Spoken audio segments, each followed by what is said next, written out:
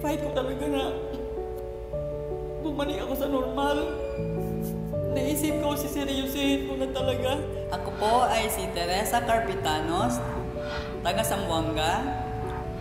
Retired employee na po ako ng Zamboanga City Electric Cooperative. 2010 na stroke ako, na mild stroke ako.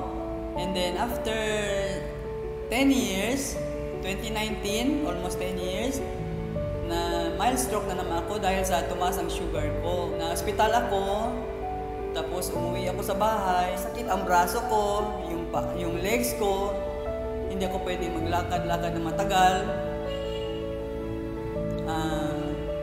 Naisip ko, ano ba ang, sinanong ko ang doktor ko, sabi ko, Dok, ano ba ang pwede kong gawin na medyo magkaroon naman ako ng lakas-lakas? Sabi ng doktor na, talagang ganyan, hindi ka na babalik sa normal. So, ang ginawa ko, hindi, fight ko talaga na bumalik ako sa normal. Yun na. In-invite ako ni Tata ulit. Sabi niya, mag-DXN ka ulit. Yun na nga. Naisip ko, siseryosin ko na talaga. Sinabi ko sa anak ko, bigyan chance ang DXN.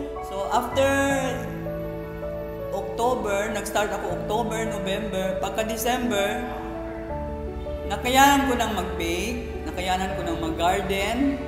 Hindi na ako mapagod pag pumunta sa gate, mag-ano. Tapos tatawag yung anak ko, yung husband ko na pabuksan na yung gate. Hulihin ko pa yung mga dogs para ilagay sa cage.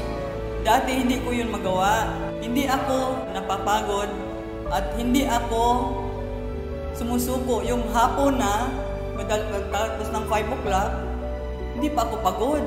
Yun lang napansin ko. 8 o'clock, mga 9 o'clock, inaantok na ako. So, ang ginagawa ko, 8 o'clock, tulog na ako. Pag morning, kahit 4 o'clock pa ako magising, walang pagod. Kasi dati, pag gising ko kahit 6 o'clock, 7 o'clock, wala, pagod ako. Ayoko, balik tulog.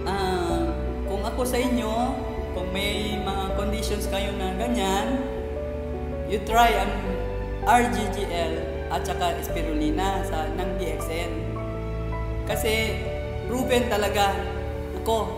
Itong legs ko, hindi ako makalakad matagal. Pag sabi ng husband ko, may orders ka ba? Sabi ko, may ihahatid ako cake. Kukunin niya ako sa bahay. Kasi hindi ako pwede mag-tricycle. So kukunin niya ako sa bahay, ihatid yung order ko, yung binay ko. Na ngayon, sabi ng asawa ko, kung busy siya, sabi niya, kaya mo na ba mag-tricycle? Oo, sabi ko, sige na, tricycle ako. Kasi kaya ko na eh.